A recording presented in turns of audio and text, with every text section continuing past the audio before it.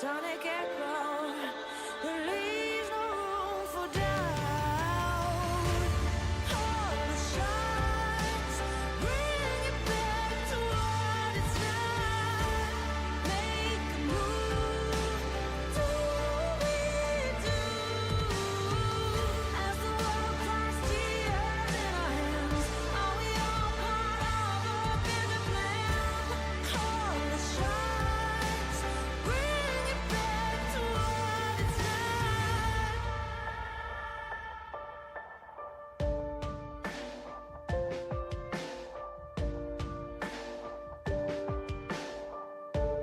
Deepest oceans, they can't portray enough empty spaces, time to rust and dust.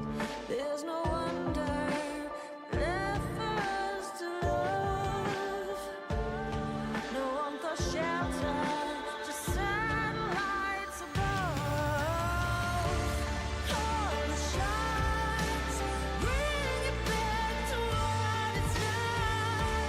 Make a move, do we do?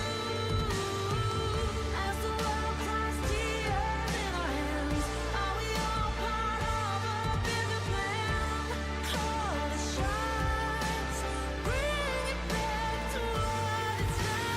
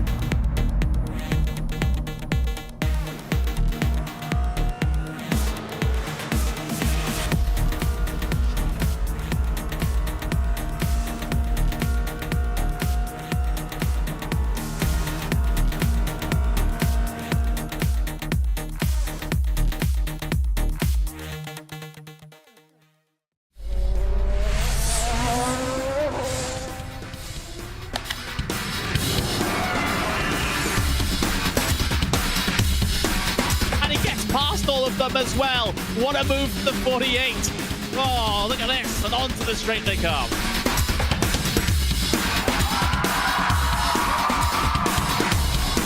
Brilliant move there from number 40 to make it through. That left-hander sliding up the inside, going up now over Hawthorne Hill, down Pilgrim's Drop, and it's brilliant stuff here at Brands Hatch.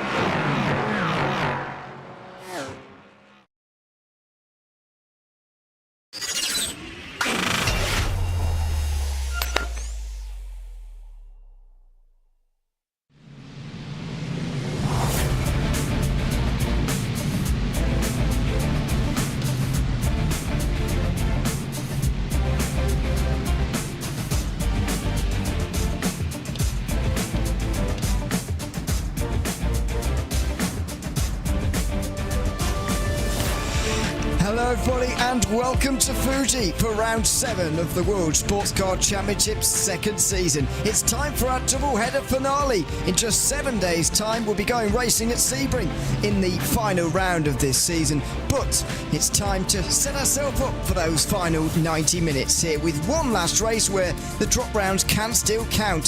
The car count may be a little bit less, but the action will still be as exciting as ever as another hour and a half is ahead of us in some slightly foggy conditions during our only trip over to the Far East this season. My name's Ewan O'Leary alongside Jack Stiles again for the 7th round of the season.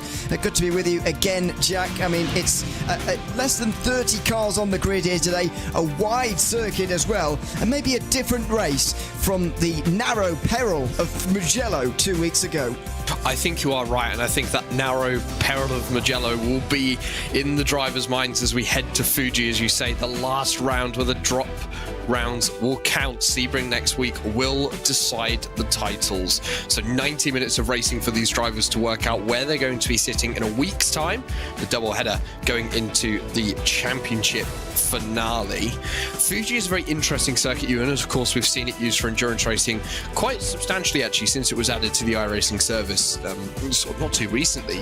Of course used very much in the real world as well for endurance racing, and it's one where I think the first 2 sectors is very open, very flowing.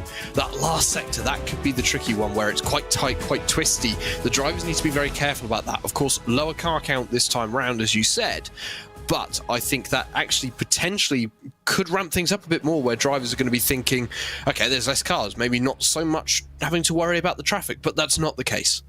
Well, let's see as we move forward. We've got 6 rounds down, but only 4 of them have counted so far towards the score, and it's set the LMP3 Pro Championship up very interestingly indeed. Christophe Herbinot is in first place ahead of Nathan Moore, Adam State and Matt Caruana. They're the 4 contenders really, separated by 21 points. Julien Plumet is up to 5th ahead of Matthias Penteler by 15 points, and then there's some very small gaps between himself, Nikolai Loft, Leo Bonamant, Callum Brandt as well, and then a bit further back is Mert Menderes to round out the top 10.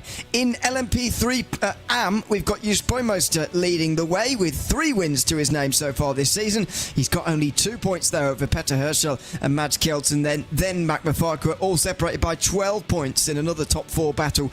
Nicholas Skitz and Adam Locke are probably too far away in 5th and 6th. Adam Hedcock is another 10 points back ahead of Dan Piazza, Nicholas Salaputis and Dan Van Schaar, who haven't added to those scores for a little while now. GT4 Pro is still being led by Timur Hayden, as he's got the 2 wins to his name. That's enough to give him a 7-point lead over Adam Isaacson and Matt Loveridge. Sasha Engelsey missed out on a pretty big chance at Mugello to actually get involved there, but an incident at some point through puts him 14 points back. Thomas Mox Burgess is there or thereabouts as well, and then best of the rest is Alessandro Proti in 6th place. He's 6 points ahead of Manuel Gatzella, who's 6 points ahead of Jeremy Rollo, with Michael Pedersen and Richard Simner rounding out the top 10. And finally, the only 2-horse race out of the 4 championships still remaining.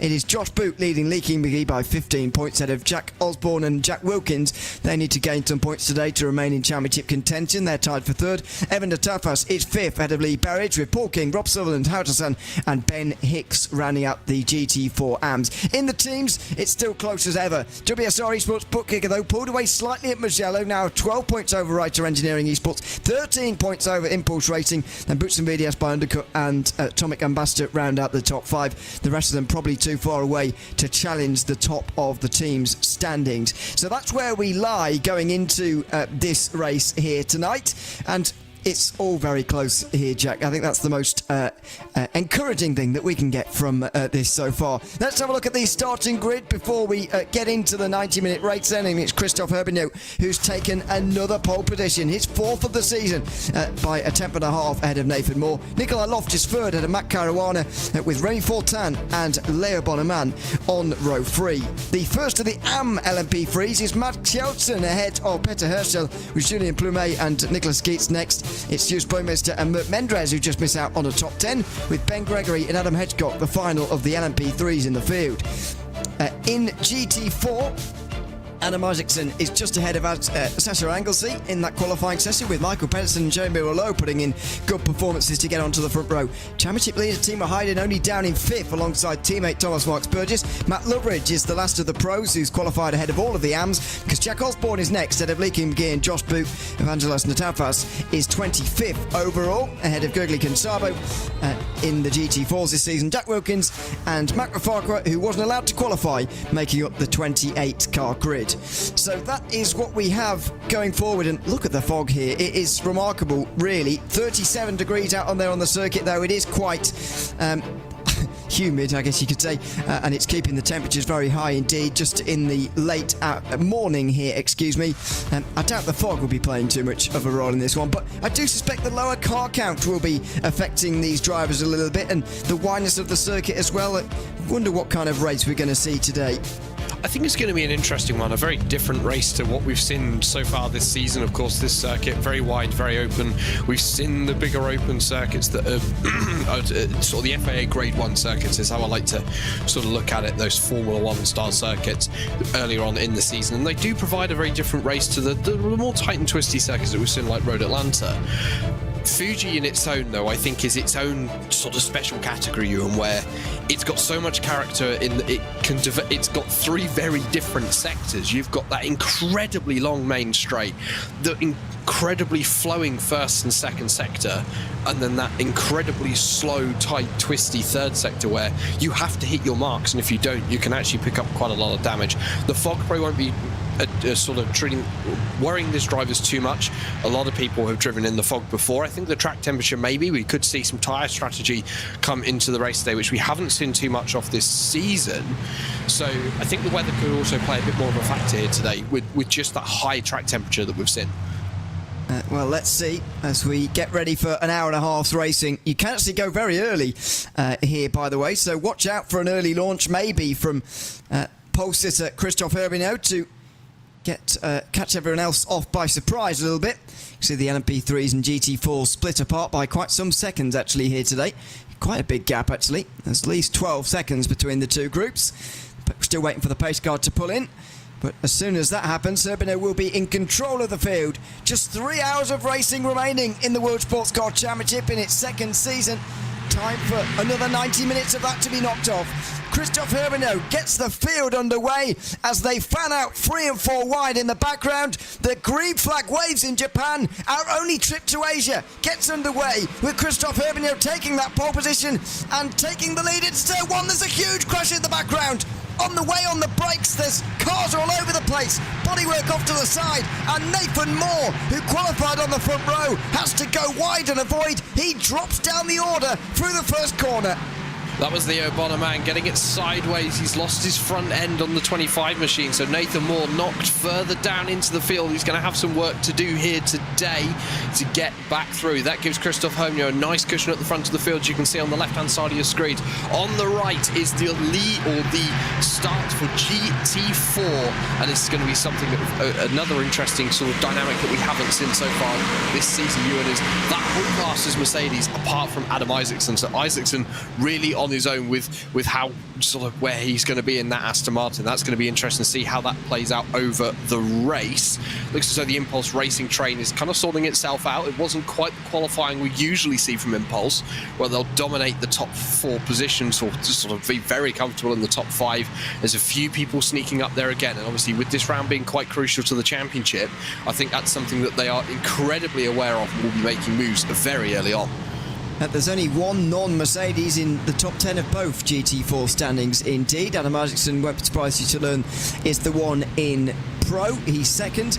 Lee Berridge is 6th in AM. He's the first of the non-Mercedes in that class.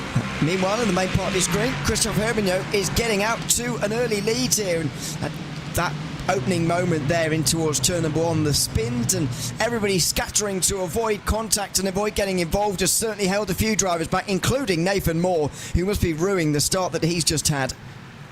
Yeah, he's a long way down the order. Just got himself past Ben Gregory, now sitting 11th overall in LMP3. So maybe going to be starting to think of, is today going to be my drop round? How's that going to affect my championship sort of standing going into the final round? Of course, with him being second place behind Christophe Herbigno, who's had a very, very good season so far. Incredibly strong at the front of that pro field in LMP3. So Nathan Moore got a lot of work to do. Matt Caruana as well. I think he could be a bit of an underdog here, Ewan. We didn't see his full potential last time out at Mugello. He did stop and retire partway through the race to reasons that are unknown to us as to why Matt stopped. So, you know, I think he's lost a few points from that last round, and maybe he knows that he's got to have 2 good races here to put him on the front foot. I think Christophe Herbigno is in a very strong position. We saw Nathan Moore on the WSR eSports cars really take a couple of rounds to get into the groove of it, whereas the Boost and VDS cars were right on the pace straight away.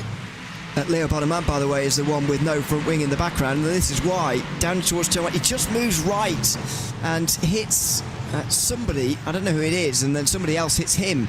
I don't know who he moves into there on the straight, but it's certainly Bodeman who makes the movement, and quite frankly, it's a bit of a wonder that not more cars were involved. Yeah, I'm surprised we didn't get a track blockage down into turn 1, really, because the way the cars were going, and when it happened live, I did expect it to come and there was going to be a track blockage. I think Leo Bodeman just maybe not realising that the car was there. It did look as though he moved under braking. It did look like a bit of a messy start for the LMP3 field. There was a lot of braking ranks before the leader had gone. I wonder whether race control might have something to say about that. GT4 did look cleaner, but LMP3, I would say, was a very messy start. You can see the replay on your screen here. You can see that the leader hasn't gone at this point. Oh, okay, this is the contact at the start. Apologies. So Leo Bodeman definitely moving right under the braking zone, and that's what caused that contact. Was that Mac McFarquhar also getting involved in it? It's the 77, which is Peter Herschel, who's now running down in Stone Dead last in the LMP3 class. So Peter having a lot of work to do here as well today, Ewan, in his championship fight. Yeah, exactly. He's right up there, second going into today, just 2 points behind Jus Boymoster in the standings. Boymoster is in second in the race at the moment, just behind Mads Kjelten, who started the day 7 points behind him, so it's all very close. By the way, the opening points of the day have already been handed out for pole position in each class. Just the first bonus point that you can get as Timo Heiden watches one of his teammates diving down the inside here of Michael Pedersen, but more pressingly, Adam Isaacson and Sasha Anglesey have been fighting tooth and nail so far for the lead in GT4. Isaacson still hasn't really been able to find his way through. He's on the outside again now into the hairpin in the chicane, and he has to tuck into second place in what's already quite an interesting battle, and a battle in which positions have changed again and again for the lead so far. They have got away at the front, though. Of course, those two are only being split by a number of tenths, but Jeremy Rouleau sitting about a second behind Adam Isaacson, just a little bit more. So Adam Isaacson and Sasha Anglesey obviously having the confidence that they have the pace to get away at the front and have that little battle. Sasha, of course, coming off the back of a lost opportunity at Mugello. You've seen there, that was Thomas Marks Burgess and Timo Heiden, Sasha's teammates at Impulse Racing, not having the start to the race they wanted. As I said, the qualifying didn't seem to be as strong. They're a bit further down the field than we're used to seeing. Riding on board with Sasha Anglesey, looking back towards the Aston Martin of Adam Isaacson. Two very different cars in a straight line here. Isaacson's going to look down the inside heading into turn number 1 on the brakes. I think a little bit later on the brakes there for the 78, and through he goes into the lead of the race. But Sasha Anglesey having the opportunity of the cut back off the corner. Don't think he's going to make it work. Isaacson's going to shut the door. He doesn't fancy diving down the inside by the looks of it, Anglesey. It's a fast corner at turn 3 at Coca-Cola, so he has to tuck in, but now there'll be a chance to maybe have a look through 100R. He'll maybe dive narrow for the first part and dive down the inside, much in the same way that Thomas Marks Burgess did on Michael Pedersen earlier, but no, doesn't decide to do that. As, by the way, change for second in LMP3 AM. Nicholas Skeets gets through on Jus Boymoster, the championship leader, although it's not over yet. You can see them side by side in the background. He could very briefly. This is the battle for third place, though. Nikolai Loff versus Julien Plumet at the front of the field. Plumet makes a very big point of weaving out of the slipstream. making his way down the inside, but he's tentative on the brakes and eventually gets it turned in, gets it into third position. So a good start for him. And there's the side-by-side further back. This is the kind of stuff Nathan Moore is having to fight his way through.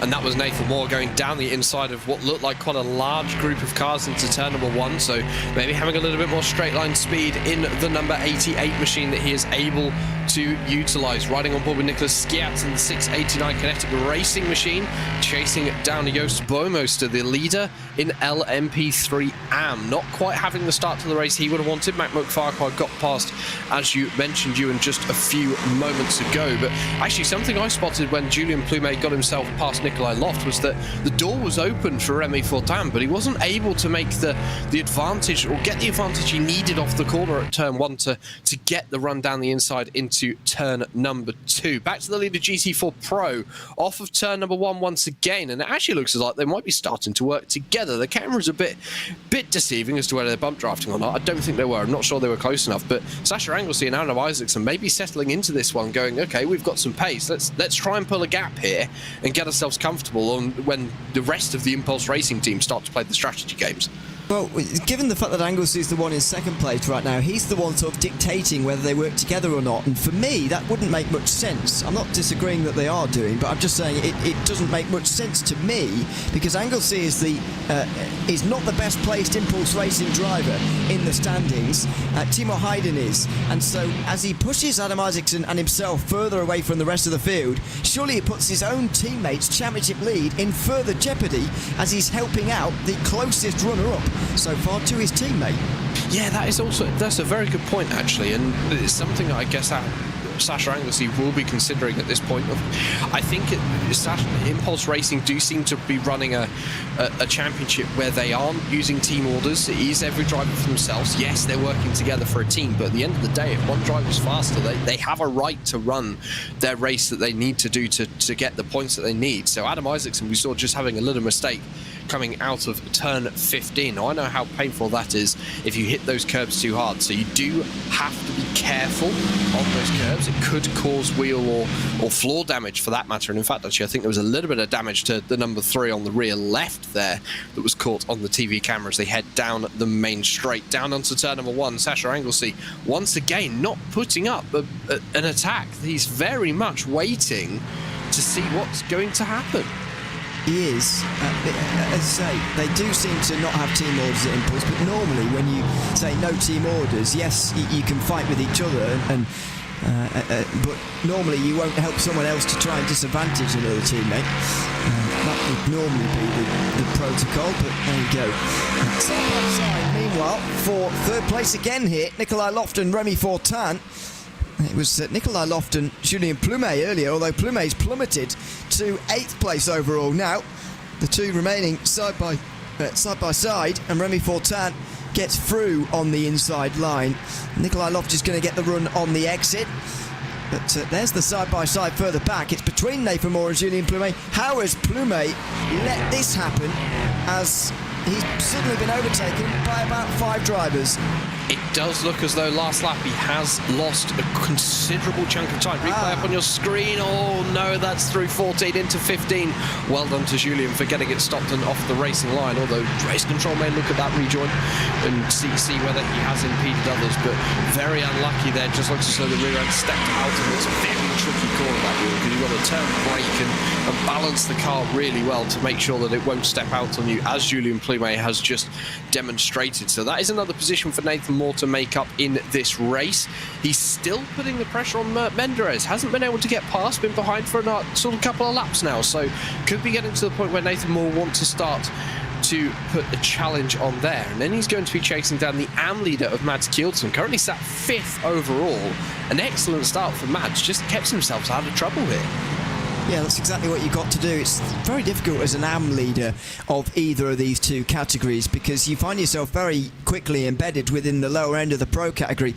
And at the moment, if Kjeldsen was a pro driver, he'd be scored in 5th place. The same goes for GT4 AM, where Jack Osborne is very much mixing it with the lower end of the pro drivers. Leaking McGee is creating a very big gap up in front of him as well at the moment, as the entirety nearly of the rest of the AM field is caught up behind him. Josh Boot is next in line, and Josh Boot really needs to limit the damage if he can to Leaking McGee here today. These two are the championship protagonists. Jack Osborne 46 points back at the start of the day, and so it's going to be very difficult for him to get involved in the championship with just 2 rounds remaining. However, it's about these two who are fighting for second place. There's Jack Osborne comfortably in the lead.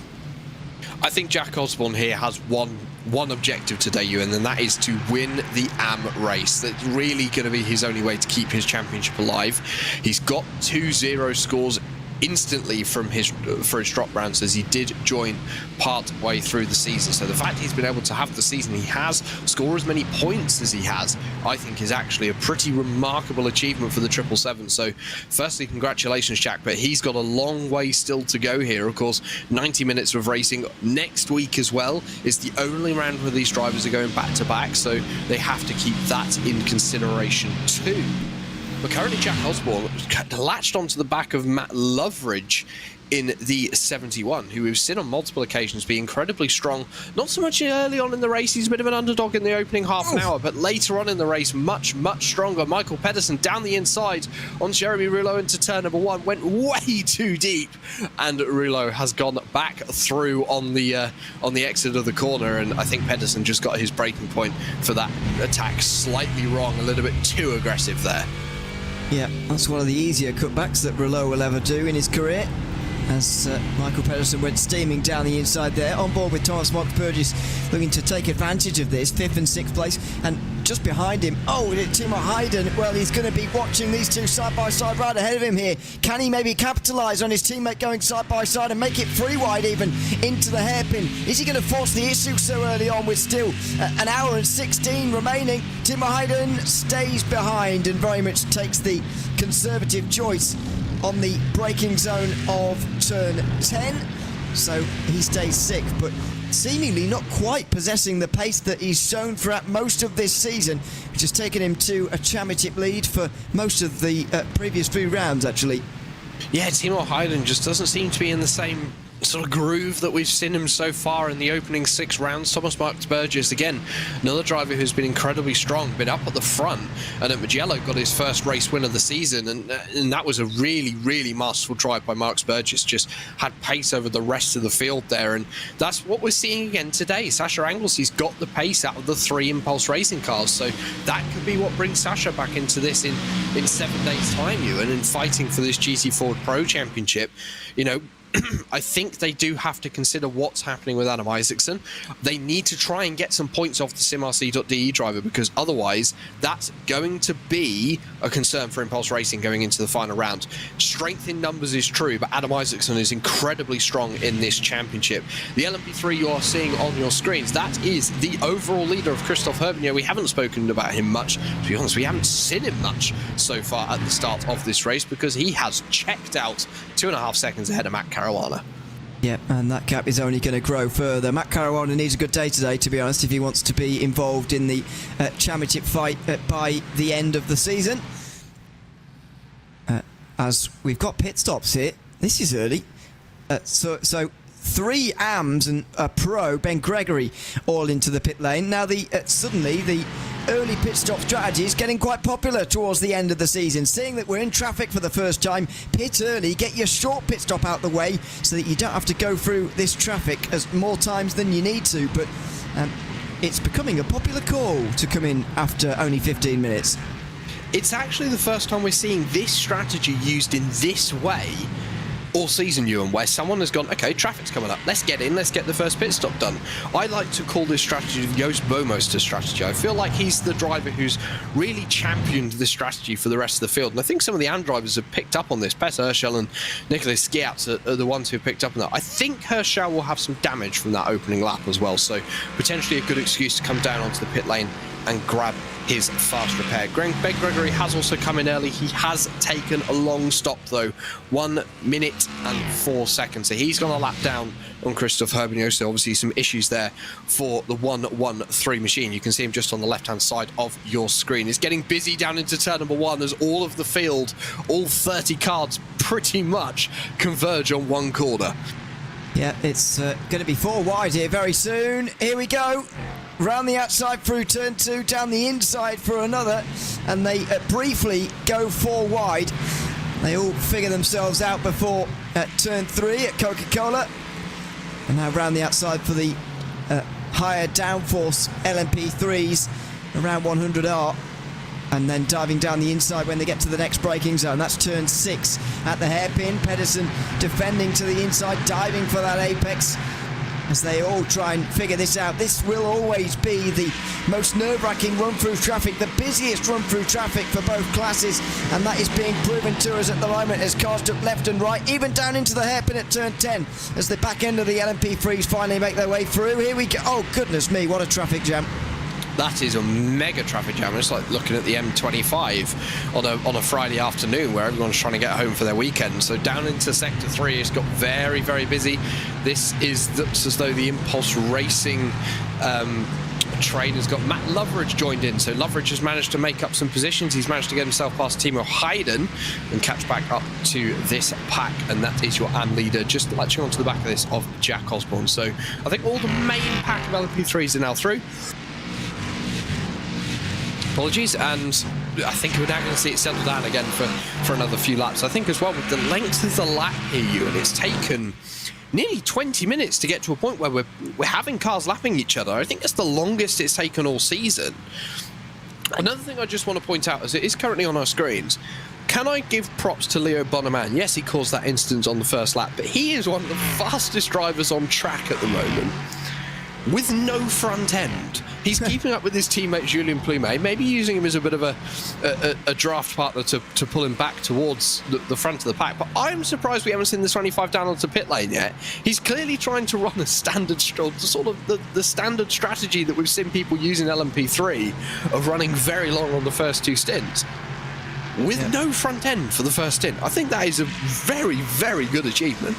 He's even beaten the driver who shunted it off, of course. Mike Farquhar is the position behind him at the moment in the 74 car, and he's not been able to overtake him despite that fact. The 606 goes around. That's Josh Boot into turn 1, the championship leader down in GT4. And Nikolai Loftus saved himself from a humongous accident. You don't often see people get away with that, spinning to the inside at Coca-Cola, but Loft has done that. And Nicholas Skitz hopefully has managed to avoid the wall all the same. He has as well. Those two could have very easily found themselves very damaged after those spins.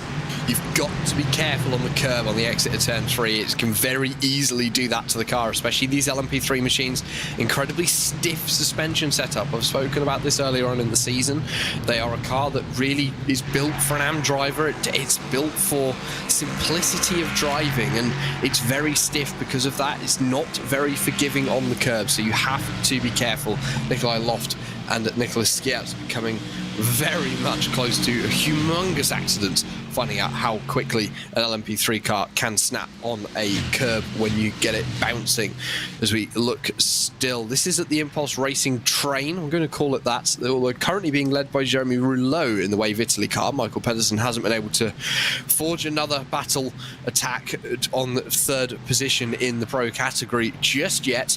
He's gone for the strategy of sit behind, wait for another opportunity that maybe is a little bit more calculated, a little bit safer where the position is going to stick.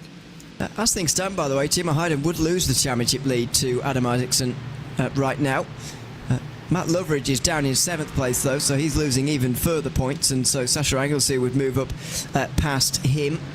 Thomas Marks Burgess would get in the ballpark as well, but if we're going to presume that, there are only 8 GT4 pros here tonight, so I know that there's no drop weeks, but the maximum point score you can get is 43, but the minimum, if you're just down in 8th, is 25, so what's that, an 18-point gap? So that's the kind of region you need to be in. You need to be 18 points or closer in that class, maybe even closer than that in some of the others, especially for GT4 AM, where the field is getting smaller, unfortunately, by the week.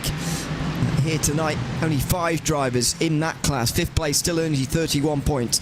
So you get the idea. Going to be tricky for those who are not in the championship lead at the moment to overhaul that at the final round as things stand. But let's wait and see. Out of the final corner for that Impulse train, Thomas Marks Burgess is still the one ahead of Timo Hayden. He's still giving it a go. Flashing the lights indeed to Michael Pedersen, who weaves around in his defence.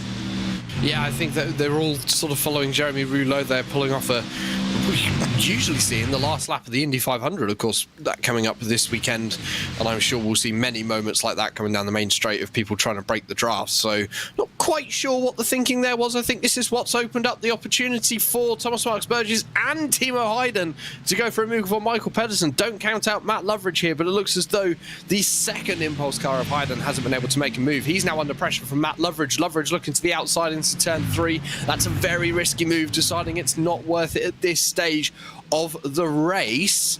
But Thomas Marks Burgess now has got past Michael Pedersen. He's going to try and go and chase down Jeremy Rouleau. Maybe is this where we're going to start to see Impulse Racing start to come back into this, where they haven't been that strong so far in the opening 23 minutes?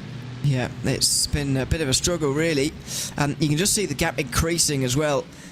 Adam Isaacson even got away from Sasha Anglesey by 1.8, 1.9 seconds now. So it's getting concerning for Impulse, who have dominated so much of this season and are right up there, of course, in the team standings as well, as we've already talked about. As into the final sector go the GT4s all over again. Christoph Herbiner leading, by the way, in the overall standings. 6.4 seconds the gap between him and Matt Caruana at the moment. And what a step forward this is to for Christoph Herbiner for a possible championship title by the end of the day. Not only because Nathan Moore went off early on in the race, but also because third placed Adam State isn't here, and Matt Caruana at the moment is in the runners-up spot and looking second best to the race leader right now. Of course, the drop weeks will come into this, so Adam State isn't here. He will score 0. But if my memory serves me correctly, it's the first round he's missed all season, so it will bring another score of his back up. Adam State has always been very consistent, maybe not always up the front, was battling for the lead in the early parts of the season, but incredibly consistent, always scoring big chunks of points. That could save him in the championship hunt. He could be an outlier. However, it's going to be a hard job, I think, for Adam State. Nathan Moore, I think, is the driver you've got to watch. He's still 12 seconds back from Christoph Herbiner at this point.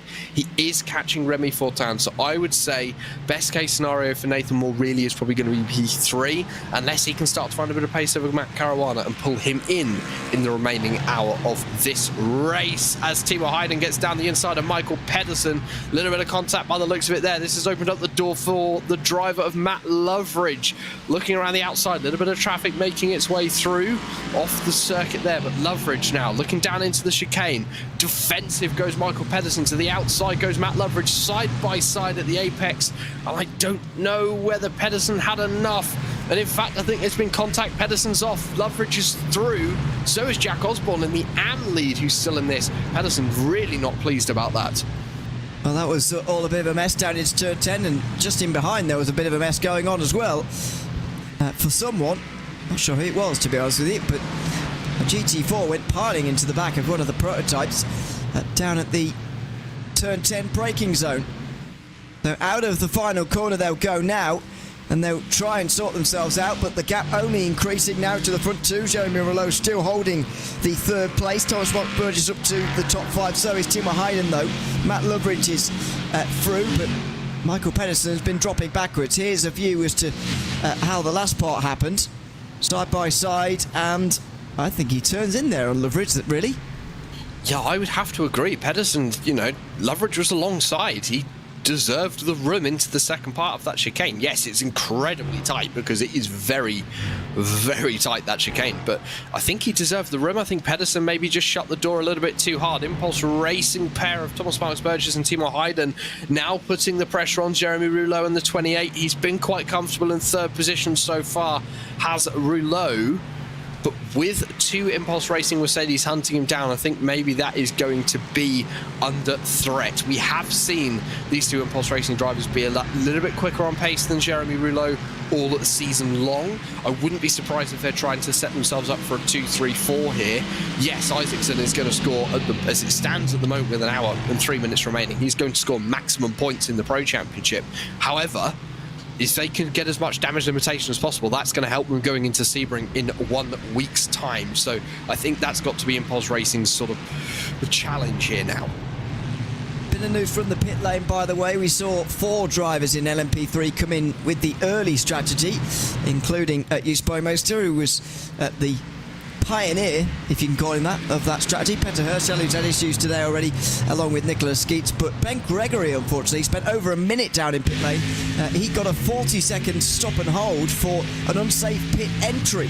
And so that's something to keep an eye on over the course of the day that I didn't quite realise we'd be talking about, but that's why he is so far down and currently running last of the LMP3s. Meanwhile, the battle for third continues in GT4 as Thomas Mark Burgess just edges his way through. Timo Hayden is going to be alongside as well. There's contact on the straight. Jeremy Rouleau tries to pull back into line again. There wasn't quite space. Timo Hayden keeps his nose in. It's getting physical down in GT4. More contact. Jeremy Rouleau off. He's hit again by Matt Lowbridge. I think that was a little bit naughty from Rouleau going down the main straight there. Watch out, Jack. You don't need to get too involved with these guys. They're in a different class. You can quite happily sit behind and watch the calamities unfold. I think Rouleau very aggressive on the front straight there. I think it just all came to a head down into turn number 1. People start to want to get a wriggle on. I think they're maybe feeling a little bit held up. There's probably some damage to Matt Loveridge's car as well, because that was quite a big hit on the exit of the corner there, Ewan. So I wouldn't be surprised if Loveridge and Rouleau have quite some damage from those hits. I'm very, very lucky not to have a catastrophic accident on the main straight there. I think the Impulse Racing car, I believe that might have been Timo Hayden, the car running in second out of those two, who did very well to avoid an accident there. I think Rouleau probably trying to go for an aggressive block, but the car was already alongside and it was just too late.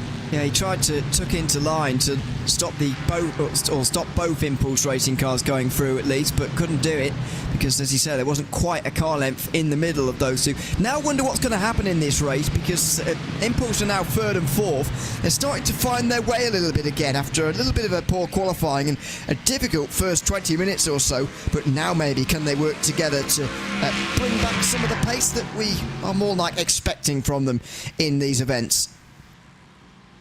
Yeah, and I think we're starting to see that now. Maybe it's taken them a little bit of time to get into the groove, but running 2, 3 and 4, I think it's going to be very interesting to see now what happens. It's actually Matt Loveridge and Jeremy Rouleau both coming down onto the pit lane, so that is the GT4 equivalent of the early stop, I do believe. Loveridge has been someone who's tried this before, made it work very well. Rouleau maybe having a little bit of damage, wanted to come in and use his fast repair and take advantage of that with 1 hour remaining. So now we're going to open the strategy book on GT4 Pro and see where we end up with that. I think one driver in that scuffle who is very lucky, and I think should be counting their lucky stars, is Jack Osborne. He's been sat behind those drivers for quite a considerable amount of time. Hasn't really made any moves. He's just been sitting there and biding his time. Maybe saw a little bit of red mist with Jeremy Rouleau ahead. I think for Osborne, he needs maximum points here, so it's got to be low risk. He's clearly got good pace over the likes of Lee King McGee and Josh Boot, who's having a pretty terrible day, really, going off of Josh Boot's record so far this season. So I think maybe that was also a little bit too aggressive from Jack. Not saying that he wasn't right to do so, but I think there needs to, at this stage of the championship, people need to be thinking about the points. People need to be thinking about the long game here. And with an hour to go, sometimes lifting off for half a second and opening that gap slightly, especially when you're seeing them start to get quite physical ahead, it's not a bad option. We are indeed already a third, of the way through this race, indeed. Petter Herschel just up on board with him at the moment, trying to get past Nicholas Skeets, who is the driver just up in front of us here. 1.1 seconds longer in the box for Herschel, so you get the feeling that the second stop might be a little bit shorter. And it's a stop that can't be a million miles away, because they did pit so early. I would expect them to come in with about 37 minutes to go-ish, so they're already nearly half the way through this middle stint of the race. Will be 2 long stints to the end for those two, of course. As Nathan Moore's about to complete his recovery to the podium places, Remy Fortin is in 3rd place, and right now is the only driver stopping Nathan Moore from getting back onto the podium. A decent recovery, complete in roughly half an hour. Yeah, very, very good recovery from Nathan Moore there, obviously having that issue down at turn 1 on the opening lap of the race. So the 88 bringing himself back up into contention. He's, well, half a second back from Remy Fortin at the moment, as you're seeing on your screen. So I would expect Nathan Moore to be making moves in the next few laps or so. He's not that far behind Matt Caruana. He's only about 4 seconds back from second position. So if he's got the pace, which it's going to be tough, I think traffic is going to play into that one. But it could be possible for Nathan Moore to make up a couple more positions in the, or, you know, get himself up to second, and that really would be sort of damage limitation as much as possible. Whether he had the pace to challenge Christophe Herbignon, I'm not sure, because Herbignon's best lap is half a second better than anyone in the field, and he's been running out front all day, Ewan. So an incredible drive so far from the 92. I don't think anyone's really shown the pace to match that so far, and that's shown by the 8-second lead he's got over Matt Caruana.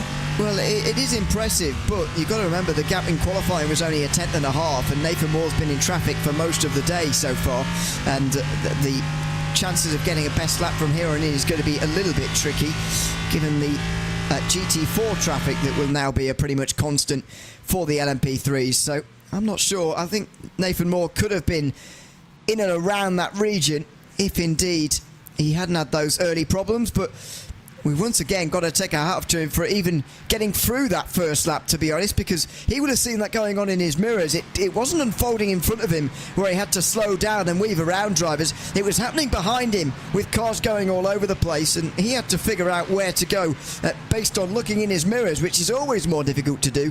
He was able to not only keep his car clean, but keep going, and has now recovered his way through without any damage as well. So, as you say, it is damage limitation, but even if he were to get to third place, he would be losing out on 5 position points to Christophe Herbignon, along with the 1 point for pole position, and as of right now, the 2 for fastest lap. That is very true, and I think that's something that Nathan Moore will be sort of thinking about, and he will know that in the back of his head. Of course, as coming down to turn number 1, as you say, watching it in your mirror is a very tricky thing to do. Watching it in your mirrors into the biggest braking zone onto the circuit on lap 1 on cold tyres, I think is even harder. Contact once more between Jeremy Rouleau and Michael Pedersen. This is still as aggressive as we saw it before the pit stops. There could have been a little bump into turn 3. They're riding on board with the 28 as they head through turn number 4 and 5. 100R, a very, very tricky corner to get right, especially in the GT4 cars where they don't have the aero package. In the LMP3s, what a dive by Jeremy Rouleau. I think he's going to lose out on the exit here. They're still hip and shoulder. They're going to get, are they stuck together? I think they could have been there, and there's going to be more contact as they head down the hill. Well, calm down, you've got 55 minutes to go. Yeah, this is remarkable, really. The GT4 Pro drivers are not best impressed with one another here today, I'm afraid to say. And there's going to be even more contact here in the final chicane, I would argue. Jeremy Rouleau and Michael Pedersen here have both already made stops. They're on their way out of the pit lane after a few laps ago anyway. And they just cannot stop bouncing into one another for the moment. They've got things sorted out now, but tempers are fraying down in this category. Here goes Michael Pedersen again, down the inside at the final corner. Rouleau goes for a great cutback. He's back alongside again. And now coming down the straight side by side, leave each other a little bit of room. You don't want to get too aggressive at this stage of the race heading down here. Nope, they definitely didn't do that. Michael Pedersen coming across. They're going to go to the middle of the circuit. There was more contact involved there. I think Rouleau was thinking about repaying the favour the way these two cars are moving around. More contact into the braking zone. I think this is starting to get a little bit silly. Does something happen between these two? I know they've been racing hard, but there's racing hard and there's hitting each other in a straight line on a 1 kilometre straight. They've just done it again. Yeah, other than the fact that they've all been racing hard here in GT4, I don't think anything has particularly happened where anyone's been spun around or anything. But there was that incident down to turn 10 a few laps ago and so on, and it just has been a lot of physical racing. I don't think anyone particularly at fault, but the tempers are just fraying here. It all started most recently down at turn number 6, where there was a big dive down the inside. Well, that's not happened this time round, but there may well be another one down into turn 10. A flash of the lights again here from Pedersen as he sizes up his opportunity down into the hairpin. Rouleau defends to the absolute maximum on the right-hand side. Pedersen tries to get himself around the outside. He's going to go for a cutback instead. And there's another cutback and another. And now we'll get to the outside line here into the final sector. There's the contact. Jeremy Rouleau goes for a spin. Oh, and he's hit. Oh, the rejoin wasn't great either. Was that... Who was that? That was Jack Osborne. That's the GT4 AM leader. Wow. Oh, no. I mean, I'm not surprised. I could see that contact coming a lap ago, the way that they were racing. Replay up on your screen. You can see Michael Pedersen's just turned into the corner. Rouleau's there, riding on board with Jack Osborne, and Rouleau's just driven straight onto the racing line. Yeah, I'm going to keep my thoughts to myself on this one. Well, not sure whether Pedersen was turning down a bit too sharply or a bit too closely to the apex there, or whether he did give sufficient room and Rouleau was just going to miss the apex. Not sure from that angle, but Osborne has been the one who's most affected, you could say. And has he gone back to pit lane again, or is he just losing time as a result here? I don't think he's been back to pit lane yet, but he does seem to be plummeting through the standings. He was already last because he made the first stop of the AM field, but he will continue to plummet now. He's not in pit lane, but he's just losing a lot of time. I don't know where he is. There was his last lap time was 2 minutes 42, so I wonder whether that instant has lost. Now he's in. Yeah, now he's into the pit lane. So Jeremy Rouleau has actually decided to take the tow back to pit lane. Jack Osborne has come down onto the lane himself. So maybe quite a lot of damage on that 777, which is such a shame because he was having such a good race at the head of the field. But yeah, as I said, he just needs to keep... He was the innocent party in that one, if you ask me, Ewan. There was, as you said, nothing he could do. Yeah, I feel so bad for him because... there's just nothing that he could have done to avoid that one. That, you know, the car that was in the middle of the road wasn't being predictable, and that's something you need in that situation, is for other drivers to be able to predict what you're doing. LMP3 AM, the battle is hotting up. That riding on board with Nicholas Skiats, they're running right up to the pit wall. The number 65 of Nikolai Loft getting involved as well. Looking back from Petter Herschel, they've both got an excellent overrun here. What's going to happen? 3 wide into T1. No, maybe not, but I think Petter Herschel has hold on to that one. Side by side, just up ahead, by the way, in another battle between Matt Farquhar and Leo Bannerman, who have found each other again. Maybe that's not the best idea, but Bannerman has got some front-end repairs, as you can see, so he looks a little bit more put together now as we go on board with the Kinetic Racing driver. Looking for his way through on those ahead. It's a group of 5 if you count Matt Farquhar right up the front, and for whatever reason Leo Bannerman is going a bit slower now that he's got his front wing back than when he had no front wing. Yeah, I think so. A couple of the lap times I saw where he was the fastest on track might have been traffic influenced, but either way, still an incredible effort to get the lap times out of it. He has. He is fresh out of the pit lane though this lap, so maybe just getting himself back up to speed on a full tank of fuel. These drivers around him running the alternate strategy, some of them, so going to be much lighter on the fuel. Speaking of strategy, Adam Isaacson is down onto the pit lane. He's got Sasha Anglesey and Timo Heiden from Impulse Racing for company, along with Lee King-McGee, who has inherited the GT4 AM lead. Something to note here is that Thomas Marks Burgess has managed to make the extra lap, so obviously able to do a little bit of fuel saving and get himself out ahead. Yeah, certainly has. The pit stops are coming thick and fast now. Only 6 of the LMP3s still to come in. Only 2 more GT4s to make their way down pit lane. The 2 Impulse cars make their way out pretty much nose to tail here. Oh no, they don't. Excuse me. So Anglesey taking a lot longer than Heiden did. Still waiting for Thomas Marks Burgess to come in, but a couple of gaps there in the field. Adam Isaacson's first out of those who were pitting from GT4. Quite smart from Isaacson, actually. 21.1 seconds in the box from him. He's sort of preempting the fact that Impulse might try and undercut him by taking a short stop himself. That is interesting, and it's something that we haven't seen Isaacson do all season long. Of course, Impulse Racing, we've seen on a number of occasions this season, do the undercut strategy, take a little bit less fuel and get themselves out ahead. I think Adam Isaacson may be trying to cover that off. over Sasha Anglesey. And in fact, actually, Matt Loveridge, as I say, he is the master of running an alternate strategy to get himself into a slightly better position. He now splits Timo Hayden and Sasha Anglesey, he's had a long stop there. I don't know whether maybe tyres are involved in that one, you know. He's 1:07 on the pit lane compared to Timo Hayden and Matt Loveridge at around 55 seconds. So maybe taking 2 tyres there for the number 3, thinking that could advantage him come the end of the race. I'm not sure where he's found the extra time from, but it will be a short stop to the end of the race, that's for sure, for Sasha Anglesey. He'll probably be pitting with about 10 minutes left. But anyway, we'll cross that bridge when we get to it. As Nathan Moore leads, by the way, the only driver in LMP3 still yet to come in. Julie Plumet is the one making his way out on your screen at the bottom there. Excuse me, that's Mag Kjelsen. Just following him out is Julien Plumet. So, Jus Boymeister's up to... Oh, I've just realised we've been butchering his name again, and I've gone back to the old way of pronouncing it, which is the wrong way. So I apologise to him again.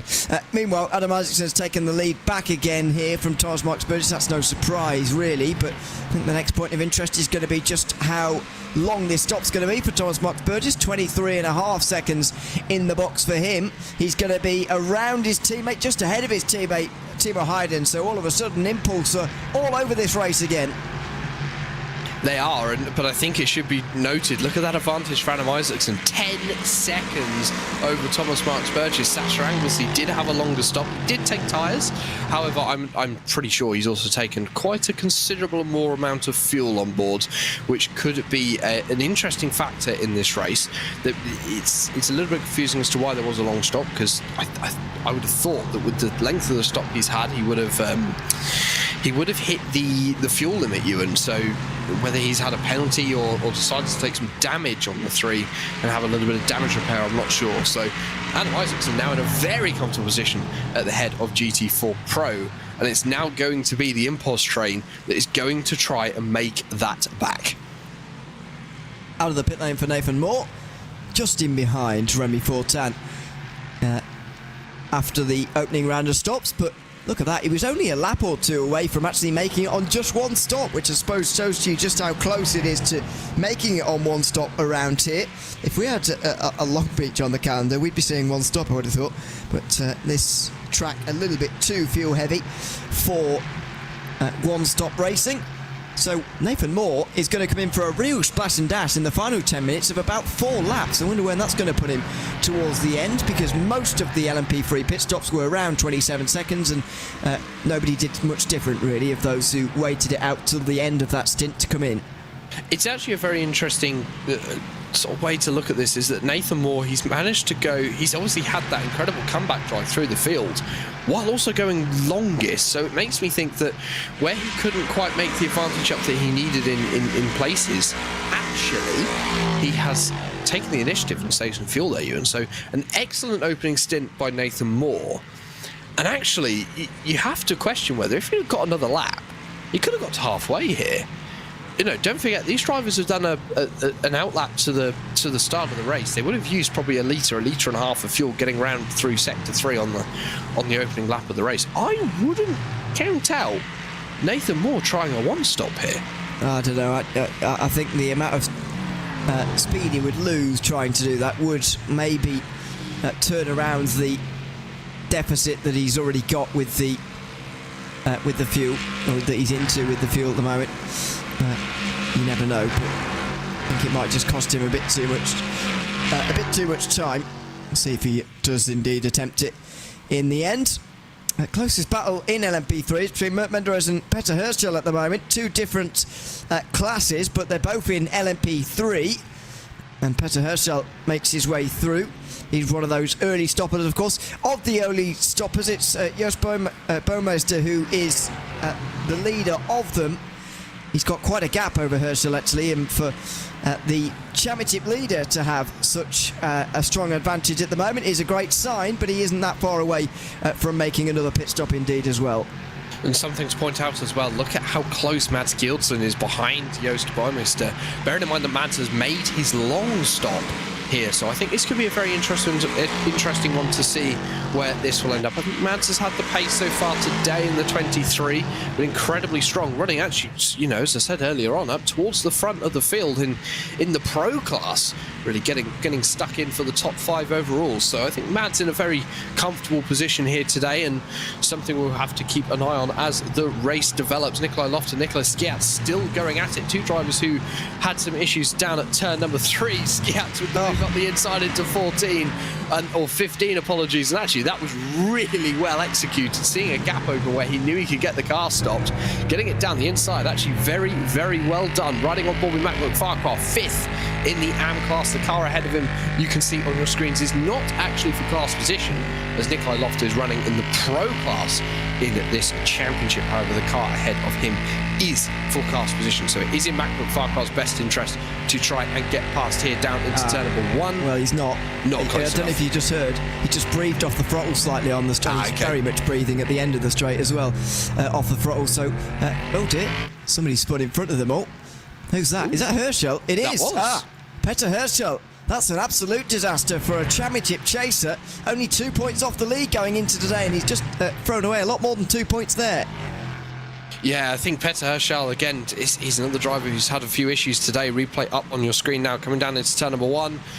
He's just looped it on his own. It's so easy to do. The rear end a little bit too fast into the corner and not the grip there to get it stopped. So, such an unfortunate incident for Petter Herschel. He's got back going again, but he has lost some time there in Sector 1, so he's got some work to do here. Yeah, certainly. It's all about staying close here today, as far as the championship protagonists are concerned. All about reducing the deficit to the leader, or indeed extending it if you are the leader, going into that final round where drop weeks don't apply, and the tension will just be ramped up slightly going into the final 90 minutes of the season. We're into the second half of this race, just under 42 minutes remaining at Fuji, and we are not far away already from the window at which these drivers can pit and make it to the end of the race. But the strategy already defined by how much fuel you've taken on at that first stop. Everyone now knows what their strategy is going to be, and it's just about executing it from this point onwards, really, at the best possible speed. Side by side, meanwhile, for 8th place, Leo Bonneman and Mert Menderes. Leo Bonneman makes his way through and now finally seems to be getting used to having a front end again, and is starting to move on upwards. He's 6th in the LMP3 Pro standings. Got a little bit of time to make up on his teammate Julien Plumet, around 5 seconds between those two, the 31 and the 25, apologies, for 5th position in class. A couple of AM cars ahead of them. That's Joost Boemeister and Mads Kjeldsen, the top 2 in the AM category as it stands currently. So these two drivers got a little bit of work to do, but as you say, Leo Bonneman clearly getting used to having a car that's functioning as it should, with all of its aero parts on board. The aero is, of course, it's not quite as sensitive an aero platform as maybe an LMP2 or a GTP car that we see on the iRacing service, but the LMP3 car is still very sensitive. If you have something happen to this front end, it's incredibly important you have it. If it's not there, you can lose quite a considerable amount of time. You can hear as well the lovely V8 that these cars have. It's the same engine they've had since the class was first brought in 2015. I think it's had its power up to a little bit over the years as GTE and GT3 machinery has got faster, but you know, these cars very much have given a lot more people an entry into the world of prototype racing, Ewan, and you know, especially now we're seeing them run at Le Mans as a support category, and very, very strong in that respect. Yeah, they're becoming very popular indeed, relatively so anyway, in the real world and in the sim world as well. Meanwhile, on board in this battle for 2nd place, although kind of feels like it's a bit of a waste of time calling these kind of things a battle at this stage, really, because in this stage of the race, in this middle stint, everyone's sort of waiting for their pit strategy to work out. The 3 drivers have gone for 2 different strategies in this trio anyway. Any battling at this stage would sort of increase the race time of all 3 of these drivers, and thus there really isn't much point in trying to exchange positions for the moment down here. Yeah, and I think you're right. You can hear it as well coming down into Sector 3. Matt Loveridge breathing off the throttle, saving some fuel in behind Impulse Racing. This is what we've seen Loveridge do all season long, where he's been strong.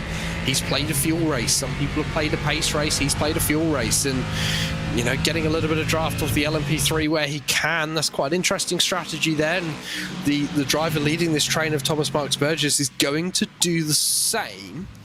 The gap has stayed the same to Adam Isaacson in the lead. It's still around 10 seconds. So I think that's currently safe as it is at the moment, regarding that nothing else happens for Adam Isaacson. I'm touching every wood currently in my office that I can possibly find. That doesn't change, as we've seen Isaacson have some bad luck. If I think right back to round one all those weeks ago, Ewan, where he hit that curve very early on at Barcelona and damaged the floor, where he had to come in and take a fast repair, and that ruined the strategy for the whole race. He had to make 3 pit stops in that instance. So I think Adam Isaacson very much in a commanding position here in Pro. I think the battle here is going to be for the remaining 2 steps on the podium. A little bit of traffic going to be getting involved. I believe that could be Remy Fortin, so Nathan Moore going to be catching them just here, and he is. He's going to head around the outside as they head down the hill towards the chicane one more time. So yes, it's going to be interesting. I think Matt Loveridge here is the one to watch, making a very, very early pit stop, 12 laps earlier than Timo Hayden ahead of him, and seeing how his strategy is going to play out over the next 37 minutes. Yeah, so we've got that last cycle beginning now, really, with Joost Boijmeister already making the final stop of his race. He's the first one to do so in the entirety of the field. In fact, he's gone down to 6th in class and at 13th overall now as a result. Be a little while until these guys do the same, you would have thought. They're just coming up to 6 and 7 laps into their stints respectively here, and having taken on about 2/3 of what they possibly could, they could probably go about 25 minutes or so from that 45-minute mark when, that 50-minute mark with 50 minutes to go when they came in last time round. So it will be about 25 minutes to go, I would have thought, when these 3 make their way in. Will Matt Loveridge be last of the 3 when they make their way in, though? Well, he's certainly going to remain last of the 3 for the moment, as Nicholas Skitz also comes in now. I'd imagine that Joost Boijmeister will stay ahead of him, and Petter Herschel as well, also making his final stop of the race. Yes, so the early stoppers we saw in LMP3 now coming down onto the pit lane. They've managed to do 23 laps, so I'd say that's probably about as far as you're going to see an LMP3 car go in this race. Matt Loveridge looking down to the inside of Timo Hayden. I think that may have been forced by the traffic, though. Hayden got put offline by the LMP3 coming through, so Loveridge is gonna slot in behind. We were riding on board with him coming down to turn 1 there, Ewan, and that was a big lift from Matt Loveridge. I think he's playing the fuel game, as he always does here, and actually I think playing a very clever one. Yeah, he seemed to be not quite so playing the fuel game a moment ago, but he's took back into line now. Cesar Engelsey and Michael Pedersen are very close, by the way, through that chicane there. They were pretty much side by side as they were getting lapped by one of the LMP3s there in a section of the circuit where they're really not that much slower than the LMP3s, the GT4s, and in fact some places faster when it really gets to the low speed stuff at the end of the lap. It's such a different end to this lap than anywhere else out on the circuit. There is Engelsey right in behind, and it's somewhat surprising to see his changes of fortunes today, from challenging Adam Isaacson for the win. Suddenly he is chasing his own teammates and clinging on to a top 5. I think that long pit stop for Sasha Engelsey has really hurt his race here, not able to keep with the pack, and now being stuck behind Michael Pedersen. Pedersen, we've seen, incredibly aggressive today. Obviously that battle we saw with Jeremy Rouleau, you know, very intense one that ended in disaster for the latter in that case. So I hope that we're not going to see the same here for Sasha Engelsey. I think he does want to get past. I think he does have the pace to get past Ewan. But it's how hard Michael Pedersen's going to defend this. Actually, I think this could cost Sasha quite a considerable amount of time. It could do. And it somewhat look at the draw in these kind of things, really, when you decide on a pit strategy like this. It's not a lot you can do about some of the factors as we go side by side with Loveridge again. He's once again, though, letting Impulse tuck into line. Diving down the inside there, one of the LMP3s, and there's a bit of contact. Loveridge stays alongside, just inconveniencing the prototype slightly, but it's not his job to jump out the way. They're all entitled to the same racetrack. And now into the final chicane, it's going to get, or the final sector I should say, it's going to get very awkward again as LMP3 is trying to make their way around the outside. They're going to remain side by side at a section they're really not very much faster than the GT4s. Yeah, this is where the LMP3s have got to be careful, as you say. They're not that much faster. Of course, the rest of the circuit, they definitely are. But that third sector, you know, there's not much pace difference there. Speaking of pace difference, something I've just spotted, you, and Matt Caruana's got the lead down to 4 seconds. He's been catching Christophe Herbigno unnoticed, it seems, running about half a second faster last time around. So yes, that lead gap is very much down. Could we be seeing a little bit of a setup here for a lead battle come the end of the race? Maybe. I'm not entirely sure he's going to get there. I think some of that gap came down as a result of this lap car that's now in between the two of them. But we'll wait and see on that front when Matt Caruana gets there and has to do the same. But for the moment, still 33 minutes to go, and anything can happen, I suppose, for that Matt Caruana in his chase of this lead. It comes down to 3.2 indeed, yeah. Herbigno maybe not having a good run through traffic at all here. Hopefully he's without damage, and it's just the rub of the green he's getting, or the lack of. Yeah, I'm not sure what's going on here. It seems to be a very weird turn for Christophe Herbigno, as someone who we see very consistent, very strong when he does get out the front and builds up a very demanding lead, as we saw in the opening half an hour of this race. But sort of the second part of this race, he's dropped a little bit more time. Last time around, another 1.2 seconds dropped there, Ewan. And there wasn't that much traffic on that last lap, you know, maybe a little bit into the last sector, but I'm not sure that would have inconvenienced Christophe Herbigno, you know. And I just wonder whether maybe there's some everlasting damage. He should get a clear lap here, so this lap should be an indication of if something's happening to that 92. And there you go, through the left-hander. Caruana just had to slow up and halt for a moment as the traffic got in his way, so it may well start to normalise out a little bit now, but I'm very interested to see what the lap times are going to be at the end of this lap. Certainly they've taken on the longest stops of anyone in LMP3, which has been pretty much the way to go actually, to fill the tank up to the top in the prototype classes. So other than in AM, where there's been a few games going on, but in Pro especially, they'll be running for quite some time before we see them in again. This is Sasha Anglesey again. He's not made an impression really on Michael Pedersen, and as you say, he might well be losing time in traffic. I'm not really sure what's happening here with Sasha Anglesey. He doesn't seem to quite have the pace over Michael Pedersen to make a pass, but at the same time, you know, he's potentially losing a little bit of time. 2 tenths lost to the two cars ahead of them last lap, so if Michael Pedersen's got his foot down and running good lap times here, I don't think it's going to sort of impact Sasha Anglesey too much. This is also based on everyone taking 10-second longer stops on the next stop, Ewan, which is going to bring Anglesey back into the fight here, and I'm not sure that's going to be the case. I have a feeling that the number 3 might have taken some damage repair at that last stop, maybe where it wasn't needed. Maybe that was a little bit of a strategical mistake. It's very easy to do. It's a very easy, you know, it's a very tricky decision to make in a race for an hour and a half. You know, is it worth taking that 10 seconds of damage repair? Sasha may be thinking it was, and ruining that decision now. Yep. Whoa, bit of a slide in front of Anglesey. That doesn't help either, although that could happen to anyone. Well, the LMP3 just losing traction a little bit through the right-hander at turn 13, but it's all okay. The problem as well, not only does he find himself in traffic, Sasha Anglesey, but he finds himself heavier on fuel, so once he is in traffic, he's not as able to get through it as he might otherwise be. Michael Pedersen was stationary for 9 seconds shorter, so you get the feeling why that would be quite so difficult. Meanwhile, we go back to the battle for 6th place, although a replay for Matt Loveridge first. He's been having a difficult second part to this race, and that's only made it worse.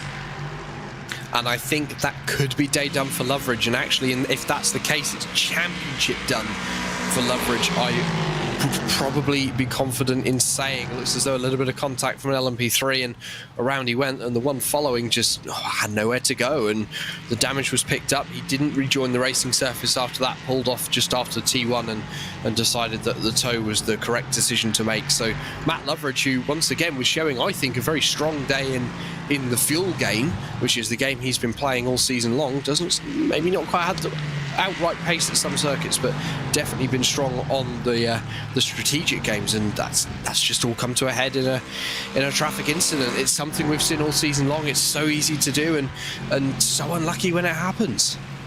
He was only 7 points back going into today's race, so not all is lost, but yeah, it's going to be difficult from here on in for Matt Caruana, for Matt Loveridge. I was thinking about Matt Caruana because he's brought the lead gap down again. 2.5 now. It's almost as if he's not done any practice before this race and he's just getting faster as it goes along, which is what would happen, of course. I can't believe that's true, but the fact that the gap's coming down at quite a rate at the moment may start to worry Christophe Herbinot on a day where he could put Matt Caruana out of championship contention should he beat him today in any position, really. I reckon Matt Caruana would be out of contention. 21 points back at the start of the day is quite some gap to try and cross again.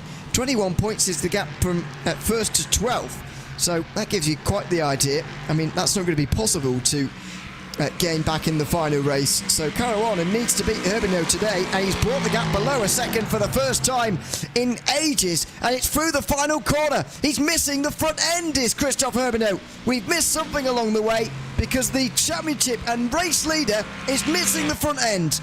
I think that's only just happened because I've been keeping an eye on Christophe, and that's not been the case. So something has happened in the last sort of 30 seconds, 60 seconds to the leader in LMP3 Pro. This could gift Matt Caruana the opportunity he needs. A replay up on your screen, getting past, I believe that is Nicholas Gatz in the Kinetic Racing Machine.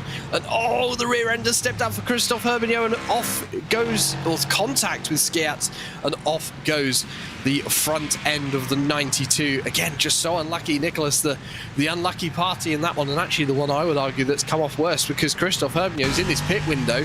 He can just dive down onto the pit lane. Another replay from on board, and yeah, it's just up the inside on the dirty racing line there, Ewan, and round the rear went. Sent it in too quickly, really. He'll use his faster pair to get away with it. Matt Caruana already used his in the first stint, by the way. I don't know why, but he is down to 7th, is Christophe Herbinot. 8 seconds in the box. So clearly that was an earlier stop than he was planning to make.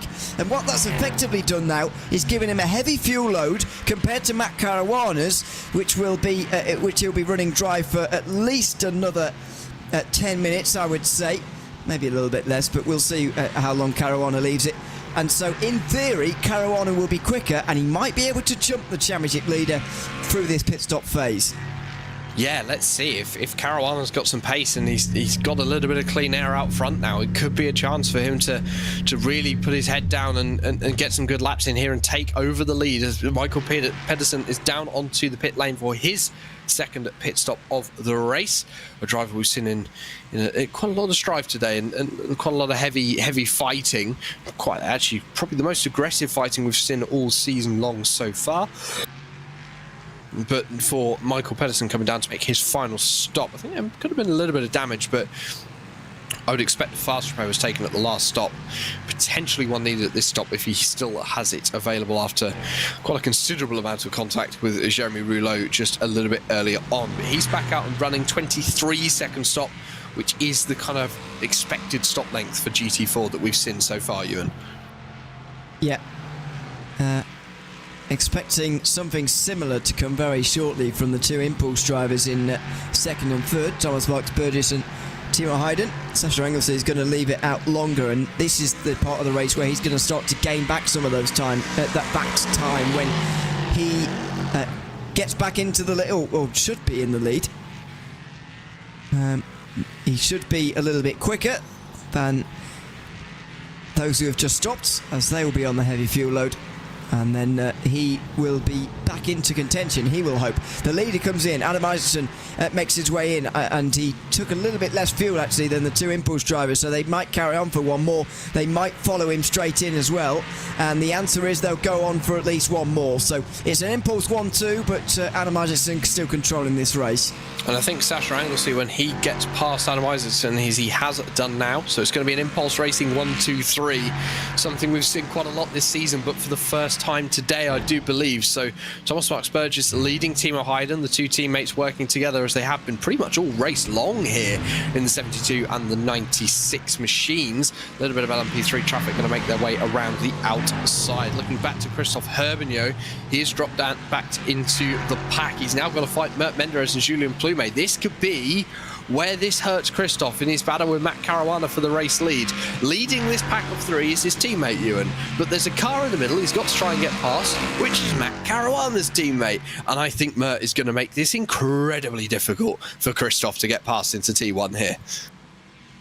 They all look the same as well, which is going to make life difficult for us too. But there you go, one of the things you have to contend with. So not only is the fuel heavier, but the traffic is very much heavier as well for Christophe Herbigno in this race, with Julien Plumet and Mert Menderes just ahead. There's a look at the teammates of Impulse Racing. At the top is a look at what look like teammates. They're not all teammates. Mert Menderes is the slightly changed livery, but really they need to bang some heads together there and change it all between themselves, because they all look far too similar.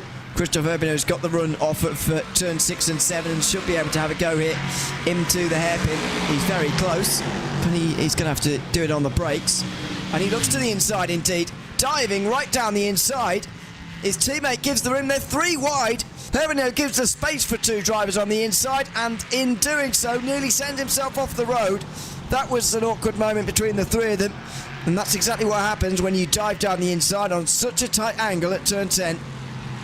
Not quite sure what happened to Julien Plumet there. He kind of went very deep into the corner. I think Christophe Herbigno maybe taking a little bit of responsibility for the contact, filing him back behind Mert Menderes, but he's going to try again and more contact's going to happen. Menderes is off to the left on the final corner, and the 55 has been spun around by the 92. That could have championship implications, Ewan, when we come to Sebring.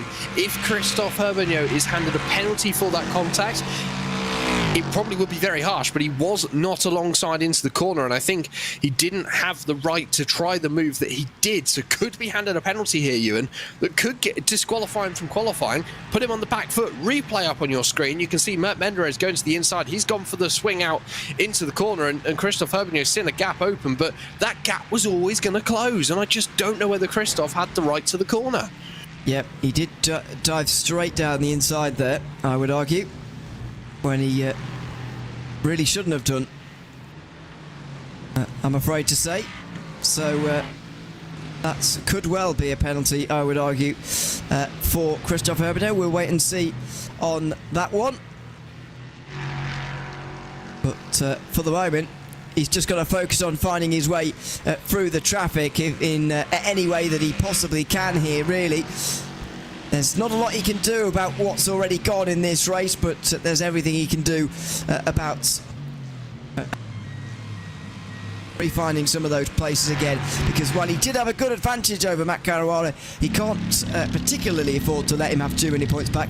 And what a momentum shift it would be to let Nathan Moore back in here all of a sudden. I think Nathan Moore, position-wise for the race today, he's a little bit too far behind for the championship. I think this could have championship implications as well for Nathan Moore. But last time around, you know, the lap where that incident happened for Christophe Herbigno, he lost 3 seconds to Matt Caruana. I think Matt Caruana is now going to be in an incredibly strong position come the end of this pit cycle. Also, you know, not having to pit out a sequence as Herbigno did is going to help his case. Herbigno is still in the traffic, although it's his teammate ahead, so I would expect that Julien Plumet may just move aside and allow Christophe through.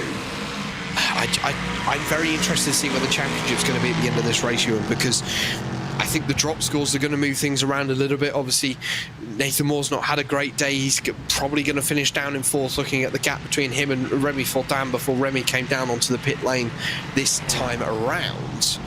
So I think Nathan's going to use today as a drop. That's going to bring up another score that he's had, but I don't think he's had a particularly bad race yet so far this season. He's been consistent top 5, so I don't know how much impact that's going to have, you know. Yeah, I don't know. We'll wait and see. If there's ever a time to have a bad race, I suppose it is this one. But it is the last chance. Next week, it's not going to matter at all about drop weeks. It will be purely about the points, and we will get our 4 championship settles. It looks like we are going to get 4 championship fights to the end as well, by the way, based on what's happening at the moment out there on the circuit.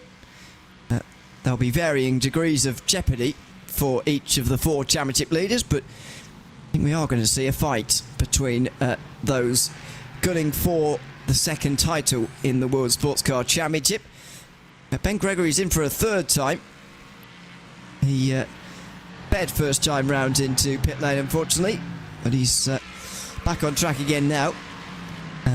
Well, was anyway. He's back, unfortunately, in the pit lane as things stand for the moment. Thomas Fox Burgess and Timo Hayden have also been in, by the way, in GT4. They're still 10 seconds away from Adam Isaacson, who is still cruising in this race. Yeah, Isaacson has done an absolutely masterful job here today. He's clearly had pace over the rest of the field. He's up on your screens now. You can see visually how big that gap is. And everyone knows how long that straight is at Fuji. You're seeing a long way down the straight from this camera angle. So Adam Isaacson doing an incredible job at the front of the GT4 Pro field. He's not leading it on the road at the moment. That's still Sasha Anglesey. But Anglesey and also Lee King McGee, who's leading the AM class, still owe us a pit stop. So you'll see Adam Isaacson cycle back towards the front. I think the interesting one in this pit cycle now to watch of who's still yet to give us a pit stop, Ewan, is going to be Sasha Anglesey. Took that long stop at the start, or the first stop. Lee King McGee actually did the same. It was the same time on pit lane for both of them, 1 minute and 7 seconds, around 10 seconds longer than we've seen anyone else do in the class so far.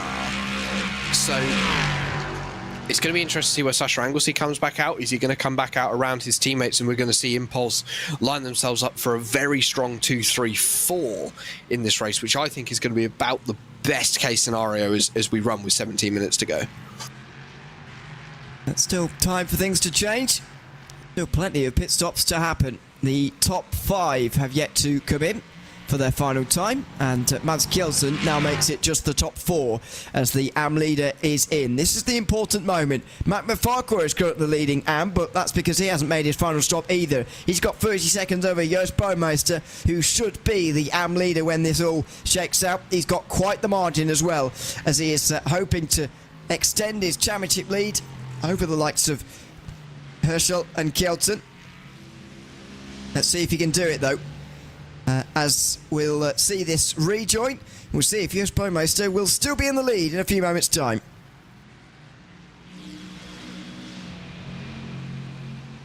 Here we go. On the front straight, Bouwmeester, there he is. Where is Kjelsen? He's already gone. Mats Kjelsen already gone. So, after taking the early stop, Bouwmeester was always going to be the one having to come from behind and get out ahead. But Mats Kjelsen, it was too close to Bouwmeester, with too short of a pit stop still remaining in the race, and he is second. What will turn to first, you would think, in the remaining 16 minutes? I think Mads Kjelsen, and yes, it will definitely turn to first, as Matt McFarquhar still does owe us his second pit stop. I think what's so brilliant to see about this, in fact, Ewan, is the pace that Mads Kjelsen has had. He's been incredibly strong so far today. Only 4 tenths is his best lap off the fastest lap of the race by the looks of things, which is Matt Caruana, the only driver to get into the 35.7s, which he actually did on the last lap. So an incredible lap there from Matt, really giving it everything he can at the end of this second stint. So I think Matt's in a very strong position. He's been very fast all day. I think the start where he was running on the back of the leaders in Pro, Ewan, using their draft and not only saving fuel, but also, being able to keep up with them in a straight line. I think that was incredibly important today to Mads being able to pull this off. But Joost Bouwmeester once again pulling off the alternate strategy we've seen him do so many times. And I think he's going to walk away with second position here, which is still incredibly good point scoring for the championship. How close it's going to be going into Sebring, we will have to wait and see. On your screens right now, a battle between Nicholas Gertz and Petter Herschel, 2 drivers we've seen close together all race long, but our eyes are going back towards the front of the field. Two drivers who haven't yet given us their second pit stop, and two drivers who have had issues in this race so far. Nathan Moore and Leo Bonneman in the 25. We ride on board with Bonneman as they head through the start of the third sector. Josh Boot ahead, which is the AM GT4 Championship leader, not having the day he would have liked here in round 7 of the World Sports Car Championship, and Bonneman losing the advantage, or the gap, losing time to Nathan Moore ahead, and now back to outside of that 1 second, that magic second window where you really get the strong draft. A bit surprised, by the way, that Nathan Moore's coming under so much pressure from Leo Bonneman here, but there you go. He's going to have to watch out for that in the final quarter of an hour. They'll go past the pit lane again. Still waiting for them to come in. We're also waiting for the leader, of course. We're waiting for Julien Plumet and Mert Menderes in there. What was a previous fight, it's not anymore. Mac Farquhar from the lead of AM still yet to come in. And that is it of the LMP3s who are still yet to come in. We're pretty much sorted in GT4 Pro. Adam Isaacson holding nearly 10 seconds over Thomas Marks Burgess. We go back to Petter Herschel here, trying to work his way through on Nicholas Skitz as he needs to recover any points that he can before the final race. Yeah, Petter Herschel really having a round to forget here at Fuji, and not able to make the move work on Nicholas Skitz. Right now going for the cutback on the exit of the first part of the chicane, but not able to make it work. Excellent defending from the Kinetic Racing driver in the 689 as they head through the second part of the second sector, and I don't think Herschel's going to be close enough really to put a challenge on as they head up towards the final corner. But we will have to wait and see. Leo Bonneman has got past Nathan Moore down into that chicane at the end of that long straight. And as you say, yeah, Nathan Moore, surprising. He's dropped off a little bit in the latter parts of this race. And actually, I wonder whether maybe overusing the tyres. It's not something we've seen drivers really have to worry about so far this season with the cold track temperatures we've seen at various rounds, but the warmer temperatures here, that's going to use the tyres up more, of course, with the long, fast corners that these drivers are also having to deal with. I think that will make quite a big difference. Bonneman does have a little bit more fuel. Replay up on your screen of how this was done. Wow, he went steaming through there.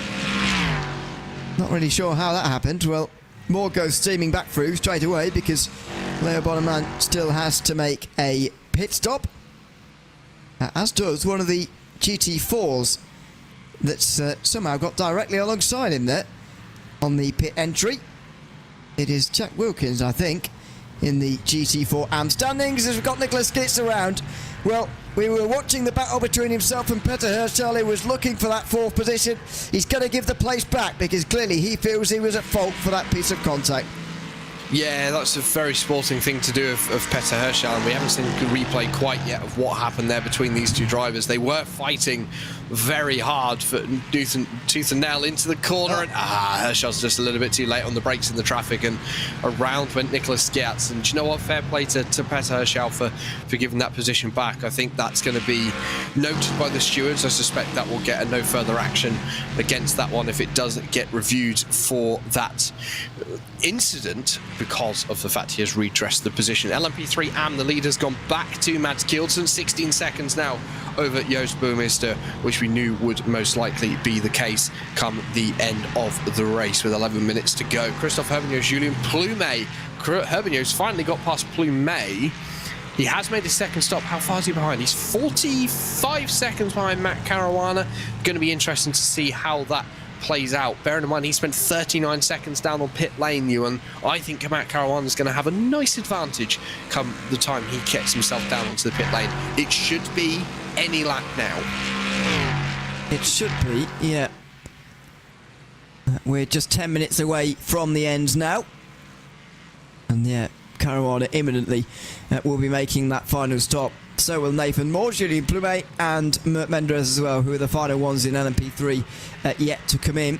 Not sure if Evan Atafas and Gergely Kinsabo down in GT4 have still got to stop, or whether they will make it or not, but it's going to be quite close. And it's going to be short stops indeed if they do need to make any at all.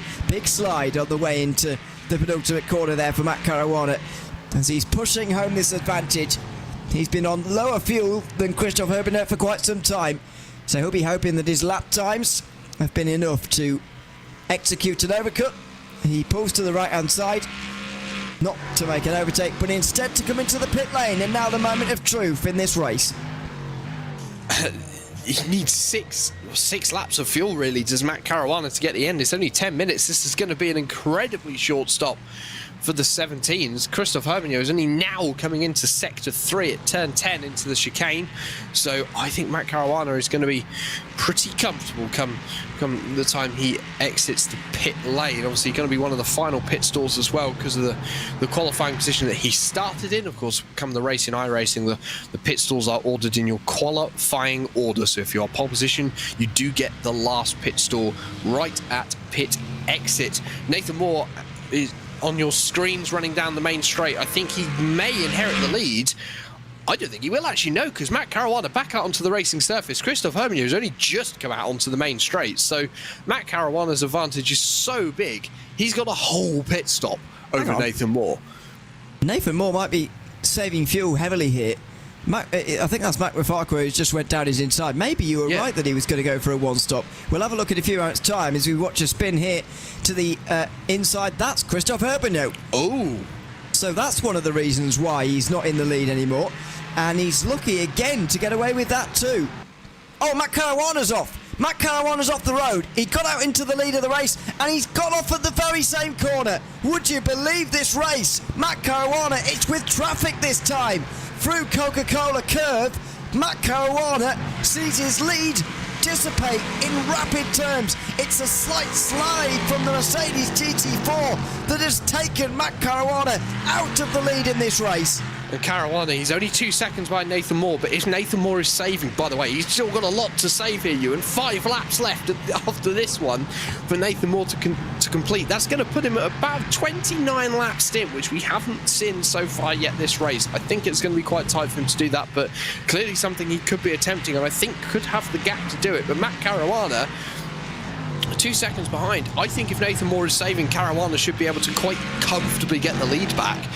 Michael Pedersen, I have given him quite a lot of criticism today, a lot of hard fighting, but that slide, it's a racing incident that's not his fault. I think that's just, it's luck of the draw in the traffic, Ewan, and Matt Caruana just in the wrong place at the wrong time there. Very lucky to keep that out of the wall, though. That could have been a lot more damage and day and championship over for the 17.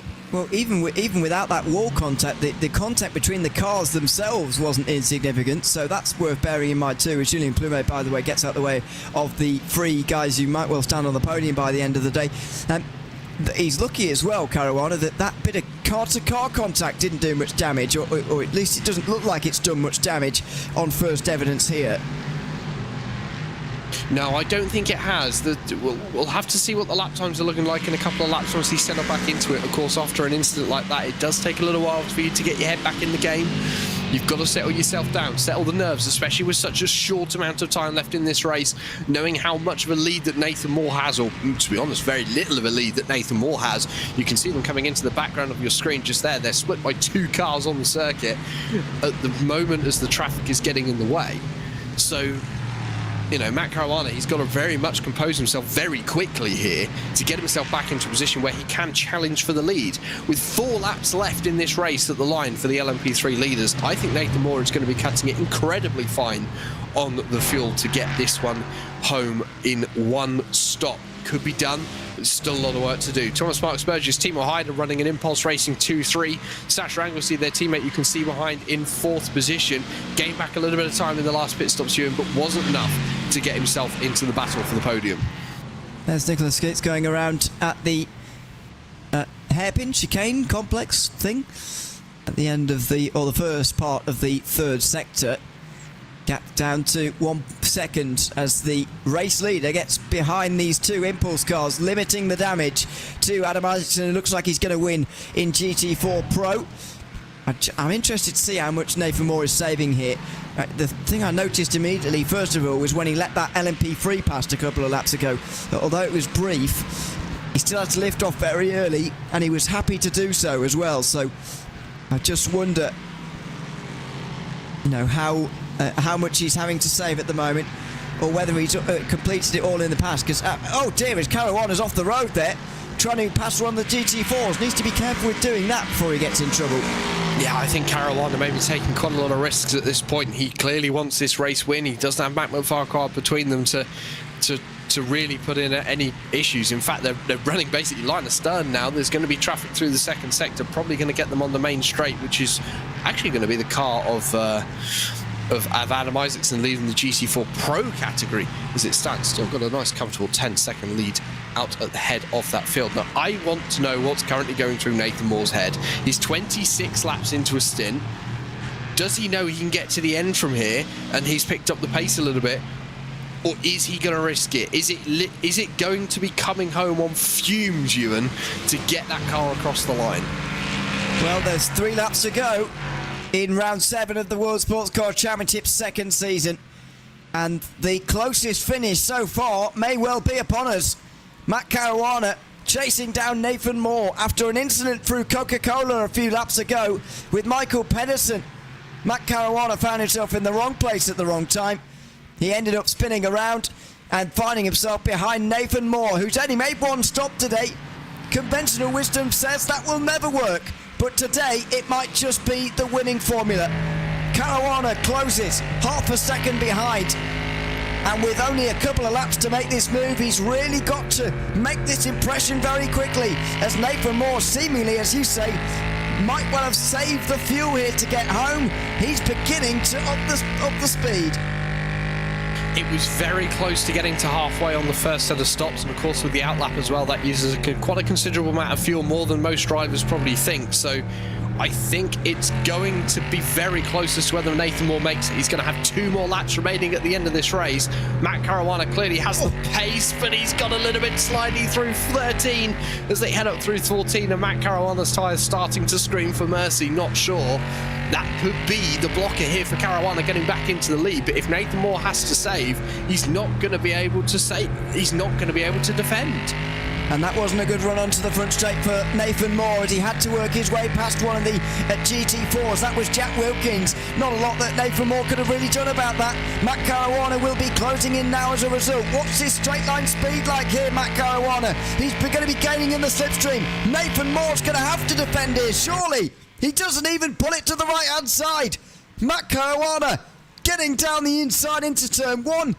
He'll have the lead of this race, although he goes a bit deep into the corner. Matt Caruana on the exit, up on the grass, looking for a way back into this race. He draws level into Coca-Cola, and he can't well get round the outside through there. Maybe into 100. Oh, this would be special if he can go around the outside here, but he's going to. Goodness me, Nathan Moore, that was special. He's down the inside at turn 6. It's not over yet. Matt Caruana turns out the corner. Nathan Moore's back to the lead again. Astonishing move.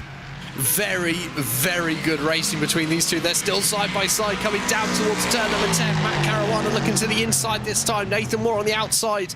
This is the side we've seen is typically not so advantageous into sector 3. And Caruana much easier getting back into the lead there. But half a lap side by side. That move around the outside of 100R for Nathan Moore. Possibly one of the best moves we've seen all season. And is traffic now going to play into the hands of Nathan Moore? We're not sure. And Caruana around the outside. Actually, I think he's got away with that one and opened the gap up to about half a second. If Nathan Moore's got to save for this final lap, that could hand it back to Caruana. Has Nathan Moore got the fuel? This is going to be the interesting question now. Caruana's going to try and break the draft, but he is putting Moore onto the side of the circuit where he's going to be coming into the pit lane. Across the white line he goes. If he finishes this lap, Ewan, this could be a strategical masterpiece from Nathan Moore to get it home on 1 pit stop. What a remarkable race. One of the best we've seen all season in the World Sports Car Championship. And Matt Caruana's run onto the front straight that time, I thought it was left a little bit to be desired, actually, but he's got away with it, and Nathan Moore can't get anywhere near him, seemingly, for the moment. The last chance is probably going to be down into turn 10. He needs at least to be close into that final sector, where, of course, anything can happen, especially with traffic. Yeah, the final sector is going to be incredibly important. I can probably see one car that's going to come between them between now and the end of this race. That's the 71 of Matt Loveridge, who has got back out after around 10 minutes sat down on the pit lane. They are going to catch him towards the end of Sector 3, so this is either going to play into Matt Caruana's hands massively and open up the gap, or it's going to give Nathan Moore one final chance coming in down into turn 16 to get the move done. In fact, I'm not even sure they're going to be close enough to get it done into 16. Matt Loveridge could be overtaken on the last straight of this race. The timer clicks down to 0, the final round where the drop rounds will count. And this will be the final lap. Nathan Moore is saving fuel heavily here. Matt Caruana saves his championship hopes. Came into the day all but out of things. But with a race win here at Fuji, he is right back in the game all over again in the World Sportscar Championship. A special finish between himself and Nathan Moore ends in Matt Caruana's victory here in the Far East. Round 7 of the World Sportscar Championship second season goes to him by 1.6 seconds in the end ahead of Nathan Moore, who is the first driver in any race in any category to make it on just the one stop. What a remarkable finish between the two of them. Matt Caruana, in the end, saves his championship hopes going into the final round. Adam Isaacson is going to be a new championship leader here. Will he? Maybe ahead of Timo Hayden. The two of them remain 1 and 2 in the championship as they finish 1 and 2 in this race, as Mads Kjeldsen makes some ground on Joost Boymeister with a win here in LMP3 AM. And in GT4 AM, Leaking McGee doing pretty much all you can do on this day to get a bit closer to Josh Boot, who's still going to be in control of the GT4 championship. But that was a special finish. Matt Caruana and Nathan Moore going at it. One driver going for a one-stop strategy, something I really didn't think we'd see all season long. And to prove how close that strategy was, how close Nathan Moore was to not make it to the end of the race, he ran out of fuel at turn 1 on the slowdown lap. He's rolled it halfway down the hill to turn 3, and that was as far as he could get. That was running on fumes when it crossed the line, was that 88 WSR butt kicker machine. But an excellent race by Nathan Moore to get that home on one stop. We've spoken about it all season as being a possibility. We said it wasn't going to happen. Well, Ewan, it has, and you know, maybe it's going to start getting people thinking, if I have a bad race at the start of the race at Sebring, use the one stop, bring me back into it. Here are the results at the end of 55 laps of racing. 1.6 seconds separate Matt Caruana and Nathan Moore at the end, with championship leader Christophe Herbinot holding on to that lead, but it is a little bit slighter than it was at the start of the day. Remy Fortin and Julien Plumet round at the top 5, with Leo Bonneman in 6th place. Mert Benderez and Nikolai Loft were the final drivers on the lead lap in LMP3 Pro, with Ben Gregory 2 laps down as a result of making 3 pit stops today in LMP3 Pro. Mads Kjeldsen wins in AM ahead of Joost Boymeister to reduce that championship margin as well. Adam Hedgecott, the only other driver to finish on the lead lap. Mac McFarquhar, Nicholas Skitz and Petter Herschel, having a bit of a disaster today, all finished 1 lap down. In GT4 Pro, Adam Isaacson's pace was too much for the Impulse drivers, who finished 2nd, 3rd and 4th. Michael Pedersen finishes in the top 5 ahead of Gurley Kinsabo. Matt Loveridge, quite a few laps down at the end. Jamie Rouleau retired midway through that race. And finally, in GT4 AM, the smallest class ends with Leaking McGee winning by 21 seconds. Evan Natafas was 2nd ahead of Josh Boot, Jack Wilkins and Jack Osborne, who round out the 5 in the field. Well, what a special race that was, and what a special finish as well. Let's bring in one of the protagonists, Matt Caruana, who joins us now. Welcome in, Matt. Good to have you with us. Tell us about that fight in the final few laps there, because first of all, I bet it was a fight you weren't expecting to have, but it was an exciting one now that we got it. Just what were your thoughts through those final few laps? Yeah, I mean, I came out after the last stop, fueled up and everything. I thought, yeah, I've got a nice gap, and then I had that incident with the GT4, so that sent me back a bit. I think I was about 2 seconds behind Nathan. Luckily, he got held up by some traffic, but yeah, good fight with Nathan. Always good to race Nathan, and yeah, I enjoyed it. Does this mean much for your championship aspirations now? It will get you a bit closer to Christophe Herbinot, of course, and it reduce your margin by about a quarter to a third-ish. Do you still see yourself as in contention when we get there in 1 week's time? Mathematically, I don't know if I'm still in it or not, but I hope I am. And obviously, Christoph didn't have the best race today, so I mean, it's been really good to come back after not being the last race and get a win. So I think that's really helpful for me. I don't think we can fully know whether you are until we see how many people are at the final race, but I'm going to guess yes, you're still involved. So we'll wait and see on that. We look forward to seeing you again in a week's time, Matt. Congratulations on the win tonight at Fuji, and thanks for chatting to us. Thank you very much. Appreciate it. Thanks very much, Matt Caruana there, the winner of the race overall. The winner in AM was Mads Kjelsen, who also joins us now. Mads, welcome in. Good to have you with us. The strategy all came down to it being between yourself and Joost Burmeister towards the end. Two wildly different strategies. What was your idea going into the race about what you were going to do in terms of making your pit stops and getting the fuel on board to finish that race? I think, the strategy was to make the big stop at the start and then just see how much with the fuel consumption and everything, and kind of from there see if we have to change another set of tires or we just stayed on the ones we were on in the last stop, because it's probably shorter. So so that was the plan for today, and hopefully it did work out great. So glad. What's your plan for next week when we go to Sebring? You're still in contention for a title in LMP3 AM. How are you feeling about that? Lovely. When we started the season, I didn't expect to be nowhere near the front, but here we are. It's also been, I think, around 1,000 laps or so in the LMP3, so it's the pace is getting there.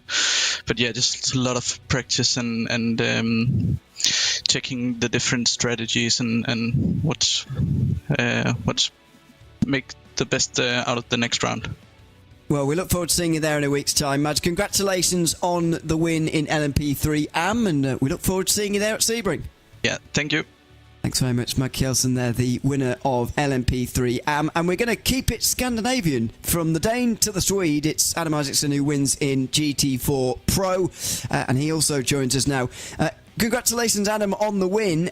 What was that race win about for you? Was it about the speed? Was it about the strategy that you employed? Was it a bad strategy from everybody else? What would you decide is the reason you won today? Yeah, thanks. I think it was kind of a combination. I was feeling quite confident in the car today, especially after I got that initial breakaway in the first stint with Sasha. Could really push the car quite a lot, and I felt quite confident in my setup. I also tried a bit of a different strategy today, going for a bit more of a split strategy on the fuel and trying to take 2 tires in each stop, which worked out quite good as well. I'm not quite sure what happened to Sasha there at the end, but it was a shame to lose out on such a good battle, I think. Yeah, in the end, the gap was comfortable, certainly, and it reduces the margin between yourself and Timo Hayden now in the championship standings to a really, really small margin when we go to Sebring. What are your feelings on Sebring as a circuit, and what are your feelings on the championship battle now that we've got just 90 minutes of the season remaining? Well, it's going to be exciting, that's for sure. Sebring is a track that I quite like, to be honest. Done well there in the past. We won 24-hour Series Esports there this season. I'm feeling quite confident, but as we know, anything can happen. Certainly can. We look forward to seeing you there in a week's time, Adam. Congratulations on the win tonight, and thanks for chatting to us. Thanks. Thanks very much, Adam Isaacson there, the winner in GT4 Pro as well. Quite interesting, Jack, that all 4 championship leaders today lost ground to important people in the championship fight. You don't see that very often on the penultimate round, and it's just as well for those 4 championship leaders that was the final drop round that they could take, but they can't have that luxury in 1 week's time at Sebring. It's time for the finale. The only back-to-back weeks we'll be going racing in the World Sportscar Championship, and here we are on the bumps of Sebring, May 28th here live on RaceSpotTV. I can't wait for this season finale.